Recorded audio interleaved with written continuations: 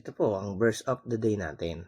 Sabi dito sa John 1 verse 12, ang salita ng Diyos, gayunpaman ang lahat ng tumanggap at sumampalataya sa Kanya ay binigyan niya ng karapatang maging anak ng Diyos. May 3 puntos po tayo dito. Number 1 is pagtanggap kay Kristo. Ang pagiging anak ng Diyos ay nagsisimula daw saan? Sa taos-pusong pagtanggap kay Jesus bilang Panginoon at tagapagligtas. Pinapakita po dito na kung tayo po ay susunod sa Kanya at tatanggapin ayon sa Kanyang kalooban, tayo daw po ay magiging isang anak ng Diyos. Pangalawa, pananampalataya sa Kanyang pangalan. Ayan, hindi sapat ang kaalaman lamang.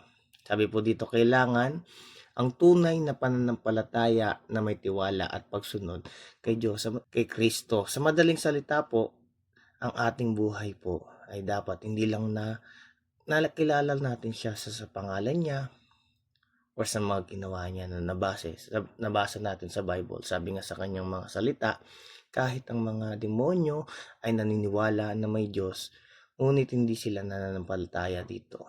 So, ano yung pinagkaiba natin?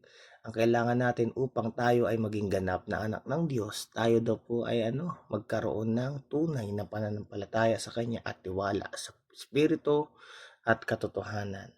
Yung pangatlo po, karapatang ibinigay ng Diyos. Ang ating pangatlong punto, sabi dito, ang pagiging anak ng Diyos ay hindi gawa ng tao, kundi biyayang kaloob ng Diyos na may kasamang pagkakilanlan, pag-ibig at pamana mula sa Kanya.